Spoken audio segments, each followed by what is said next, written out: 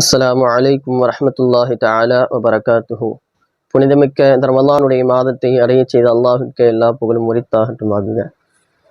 இஸ்லாத்தினுடைய 5 கடமைகளிலே மிக முக்கியமான கடமை 4வது கடமை ஜக்காத் கொடுப்பது. இன்றைக்கு ஜக்காத் கடமையாகிற அளவு செல்வம் வைத்திருக்கக்கூடிய செல்வந்தர்களில் பெரும்பாலானோர் தங்களுடைய ஜக்காத்தை சரிவர நிறைவேற்றுவது கிடையாது.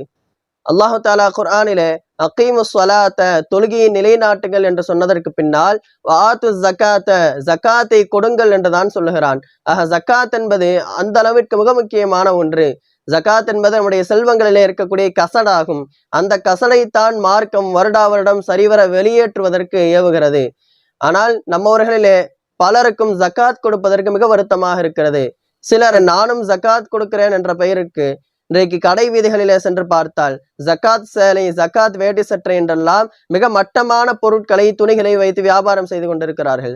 நானும் ஜக்காத்தை நிறைவேற்றுகிறேன் என்ற பெயரிற்காக இந்த மட்டமான துணிகளை வாங்கி வந்து ஜக்காத் கொடுத்து தன்னுடைய கடமையை நிறைவேற்றிக் கொள்கிறார்கள்.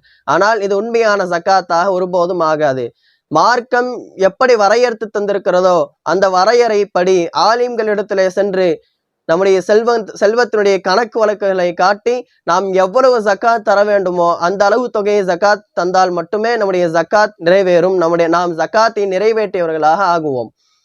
ஆனால் இன்றைக்கு எந்த செல்வந்தர்களும் சரிவர தன்னுடைய ஜக்காத்தை கணக்கிட்டு கொடுக்கிறார்களா என்று பார்த்தால் மிக சொற்பமானவர்களே தங்களுடைய ஜக்காத்தை சரிவர நிறைவேற்றி வருகிறார்கள். இந்த உலகத்திலே ஜக்காத் கடமையான அளவு செல்வம் வைத்திருக்கிற ஒவ்வொரு செல்வந்தரும் வருடா வருடம் தன்னுடைய ஜக்காத்தை சரிவர நிறைவேற்றினார்களே ஆனால் வாரந்தோறும் நாம் ஜும்ஆவுடைய நாளிலே பள்ளிவாசலுக்கு வெளியிலே துண்டை ஏந்தி கொண்டிருக்கக்கூடிய அந்த மக்களை பார்க்க வேண்டிய அந்த சூழ்நிலை இருக்காது.